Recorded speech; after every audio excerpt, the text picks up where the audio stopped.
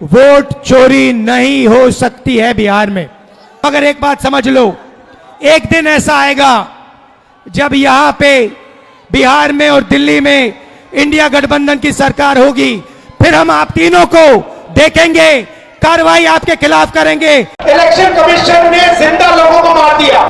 इस संविधान को कोई नहीं मिटा सकता, इस संविधान को कोई नहीं छू सकता। एफआईआर के जरिए साजिश चल रही है हमारे मताधिकार को छीनने की, और पूरा बिहार जो इस समय बदलाव चाहता है, रोजगार के लिए, न्याय के लिए, विकास के लिए, बिहार के गरीबों के हक अधिकार के लिए, दलितों के मान सम्मान के लिए, आज ये बदलाव की आकांक्षा को हमें साकार करना है इस चुनाव में। और इसीलिए अपने वोट को बचाइए और अपने वोट का सही इस्तेमाल कीजिए, एक एक वोट से चोट कीजिए और इस सरकार को बाहर कीजिए। वोट चोरी कह लीजिए, वोट डकैती कह लीजिए, भारी डाकू लोग हैं ये लोग।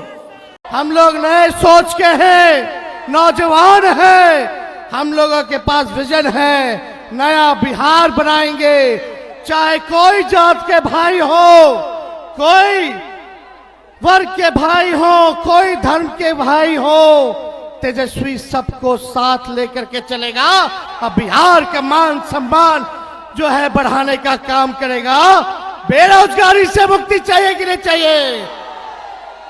मोदी जी ने बिहारियों को, जो सबसे युवा प्रदेश है, हमारे नौजवानों के साथ खिलवाड़ करने का काम कर रहे हैं।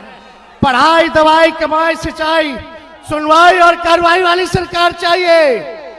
ये नकलची सरकार जो तेजस्वी कह रहा है, महागठबंधन कह रहा है, वही कर रहे हैं ये लोग। बिहार में तो अब सब लोग कह रहे हैं वोट चोरी, वोट चोरी, वोट चोरी, और ये रियलिटी है।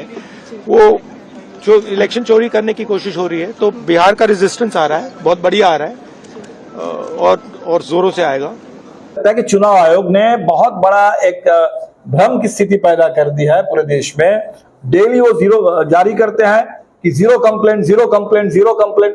इसके माध्यम से वो माहौल बनाना चाहते हैं कि बिहार में कोई शिकायत नहीं है, जबकि शिकायत तो सुप्रीम कोर्ट तक पहुंची। मुर्दा घोषित कर दिया गया आदमी सुप्रीम कोर्ट तक पहुंचे, और तब वो कह रहे हैं कि ह्यूमन एरर है। ऐसा तो होता ही है, तो ऐसा तो होता ही है किसी बड़े अभियान में आप अगर कह रहे हैं, और हम कह रहे हैं कि इतने बड़े पैमाने पर हुआ है।